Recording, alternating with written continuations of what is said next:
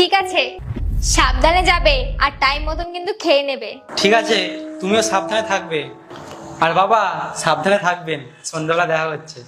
কোয়েল আসছি, বাবা আসছি। বাবা তুমি বসো, আমি তোমার জন্য কিছু বানিয়ে আনছি। না না, তুই একটা কথা বল, তোর শরীর ভালো আছে তো? হ্যাঁ, কেন? সত্যি তো নাকি মিথ্যা বলছিস? না, খুব খারাপ। কি হয়েছে বলো তো? সত্যি ঠিক আছে তো? আমার কিন্তু আর বিশ্বাস হচ্ছে না।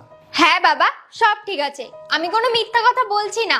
কিন্তু তুমি এরকম বলছো কেন? মা, আমি তোকে যত দেখছি ততই অবাক হচ্ছি। এটা কি আমার সেই মেয়ে? হ্যাঁ ঠিক আছে। বাবা। মিটিং ক্যান্সেল করো। বাবা, বাবা আমার লেট হচ্ছে, টাকা চাই আমার। আমি তোমাকে একটু পরে কল করছি, ঠিক আছে? আরে মা, তোর কি হয়েছে বলতো? আমি তো একটা ফোনে কথা বলছি, দেখছিস তো? বাবা তোমার কাছে ওটা ইম্পর্টেন্ট না আমি? তুই ইম্পর্টেন্ট। বল বল, কি হয়েছে বল। বাবা আমার টাকা চাই। আরে কালই তো তোকে টাকা দিলাম। বাবা ওটা তো আমার পকেট মানি ছিল, আমার কিছু বুকস কিনতে হবে আর খেতে হবে, তাই। কালই তো তোকে টাকা দিলাম। তো তোর মা তো খাবার বানিয়েছে। রোজ রোজ মার হাতে খাবার খেতে না ভোর হয়ে গেছি। হ্যাঁ রে মা, ঠিক বলেছিস। আমিও বোর হয়ে গেছি। আমিও তোর মায়ের হাতে আর রোজ রোজ খাবার খেতে ইচ্ছা করে না। মা।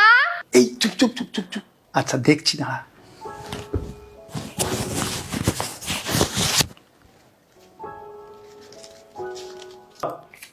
টাটা বাবা।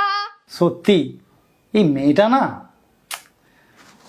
মা, কোয়েল 12টা বাজে, ওঠ মা। দূর ভাল লাগে না। আরে মা, কত শুয়ে থাকবি? বাবা যাও তো। মারে চল মা, গেটটা দিয়ে দিবি, চল। তোর মা নেই। তো আরে যাও না বাবা। এ মেয়ে শোধরাবে না। যে মেয়ে 12টার আগে উঠতো না, খাটের মধ্যেই চা কফি টিফিন সব চাই, 10 মিনিট দেরি করে খাবার দিলে পুরো বাড়ি মাথায় করে তুলতো।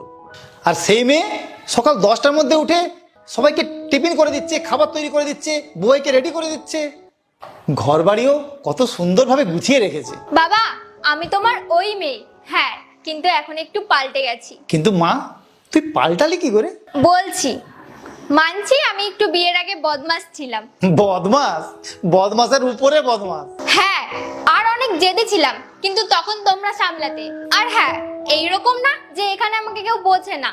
আমি অনেক ভাগ্য করে এইরকম শ্বশুর বাড়ি পেয়েছি।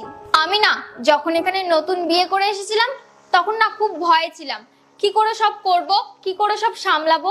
সব নতুন মানুষ, কিছু উল্টোপাল্টা যেন না হয়ে যায়। কিন্তু এখানে সব মানুষ আমাকে উল্টোপাল্টা কিছু না বলে আমাকে বুঝিয়েছে কি করে চলতে হবে,